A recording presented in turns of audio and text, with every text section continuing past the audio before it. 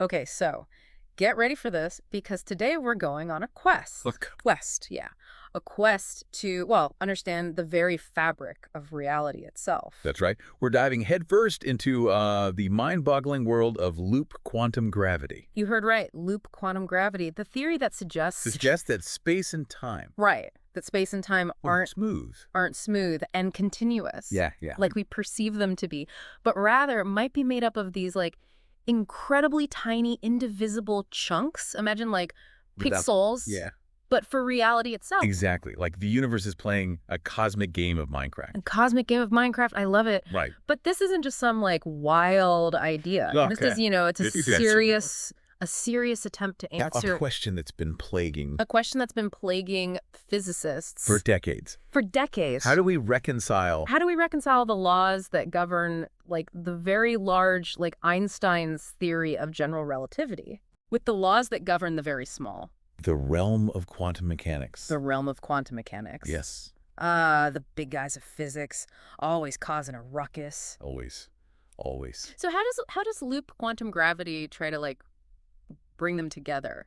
Well, it starts by suggesting that space itself Okay. isn't what we thought it was. Okay. Instead of a kind of smooth, continuous background, host loop quantum gravity proposes that space is woven from these tiny loops of energy.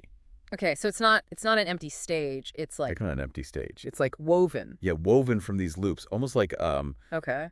a chainmail suit of armor for the universe. A chainmail suit of armor. Okay, now you're just making me want to watch Lord of the Rings again. Right. But seriously, what does that even mean? Like, what does that even mean? Loops of energy.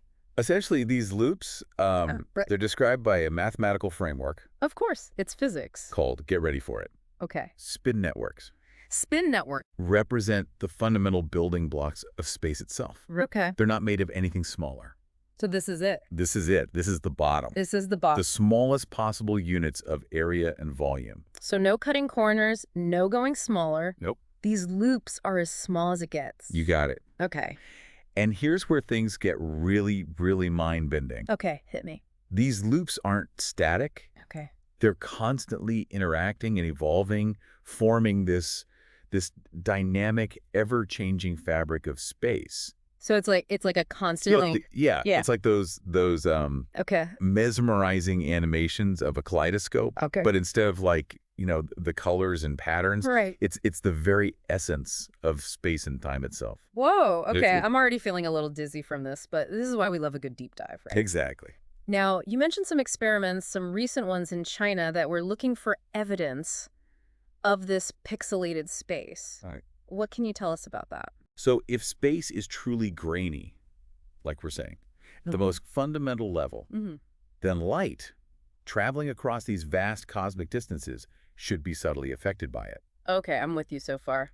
Think of it like Okay. shining a flashlight through fog. Right. The light gets kind of scattered. By those little water droplets. Yeah, by the tiny water droplets in the fog. Yeah, But right. some of it takes Yeah. a slightly longer path. Yeah, I can picture that. Well, physicists, including this team in China, they theorize that if space is pixelated, we might see a similar scattering effect Okay. on light traveling from On light traveling flying. distant cosmic events like supernovas, Like supernovas. those massive Yeah. exploding stars. Okay, yeah, those are big. Right. So they were expecting the light from these supernovas to arrive a little bit Out of whack. out of whack. Yeah, okay. They were specifically looking for differences in the arrival times of different colors of light. Oh, interesting. Higher energy light, they hypothesized, might interact with this graininess differently than lower energy light. Oh, okay. I mean, And they'd arrive at different times? Yes. Oh, like an echo with the colors all Like an echo. out of sync, with the colors a little out of sync. That is so clever. So did they find those out-of-sync light echoes? So here's the thing, they didn't. They didn't. No. Oh, man. The light from those distant supernovas, it arrived exactly as expected. Really? No measurable difference in the arrival times of the different colors. Oh, no way. So does that mean, like, game over for loop quantum gravity? Not so fast. Okay. Not so fast. Okay. See, this is where things get even more interesting. Okay. The fact that we haven't observed this specific effect it doesn't necessarily invalidate the entire theory. Okay. Remember, loop quantum gravity, it's incredibly complex. Right. And those initial hypotheses about how light might interact with a grainy space, Yeah. well, they might have been a bit too simplistic. Okay, so we're going back to the drawing board on those analogies. No more cosmic Minecraft or flashlight beams in the fog. Perhaps not entirely, Okay. but we might need to refine them a bit. Okay. See, the way space is quantized in loop quantum gravity, it doesn't mean it has this like rigid grid-like structure Okay. like we might imagine. Right.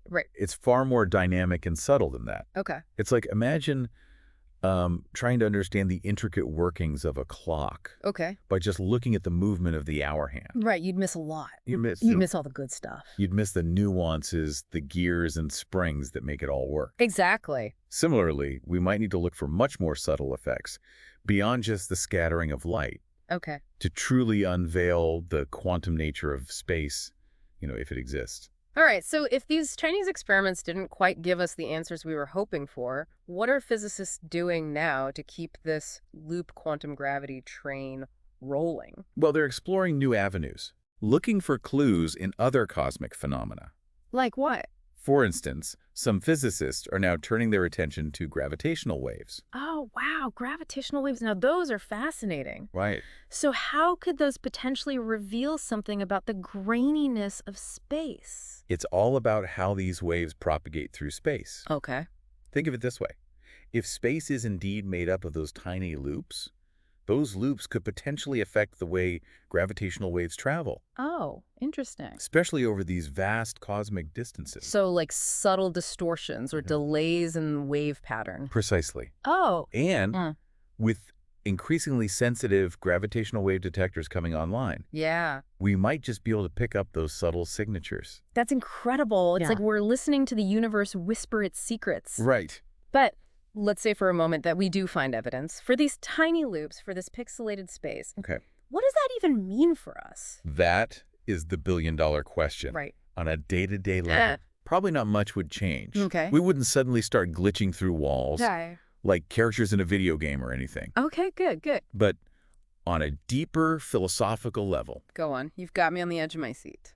well, it would fundamentally change our understanding of the universe Okay. and our place within it. Okay. It would mean that the reality we perceive, this smooth and continuous stage Yeah. on which the play of life unfolds, Yeah. is just an illusion, Whoa. a sort of zoomed-out perspective on a reality that is far more intricate Right. and awe-inspiring than we could have ever imagined. Wow. That's a lot to take in. It really makes you appreciate the incredible ingenuity of those physicists who are trying to, like, unravel these cosmic mysteries. So what's the next chapter in this quantum adventure?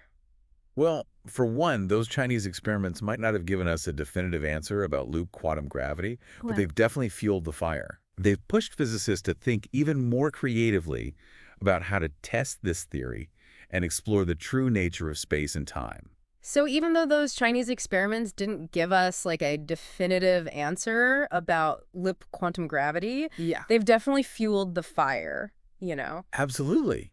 It's like we've just begun to scratch the surface of this cosmic mystery, and the tools we have at our disposal, they're only getting better. They're only getting better. Right. You're talking about things like those gravitational wave detectors we were discussing earlier. Exactly. Yeah. As those detectors become even more sensitive, we might be able to pick up subtler and subtler signals, Okay. maybe even those whispers Okay. from the quantum foam itself. Okay, hold on. Back up for a second. Yeah. Quantum foam. Quantum foam. You've piqued my curiosity yet again. Ah, yes, the quantum foam. Okay. It's a term physicists use to Yeah. describe the chaotic, ever-changing nature of space-time Okay. at the Planck scale. At the Planck scale. Okay. That's the smallest possible unit of But magnitude. even smaller than those loops. Even smaller, yeah. Okay, now we're getting really, really small. Indeed.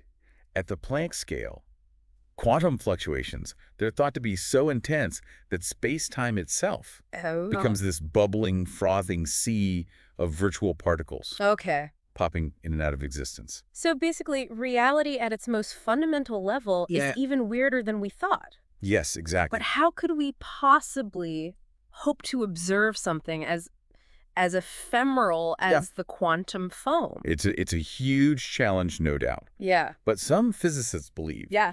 that by studying the behavior of light from the most distant objects in the universe, Okay. like those quasars, Quasar. incredibly bright objects Yeah. powered by supermassive black holes, Right.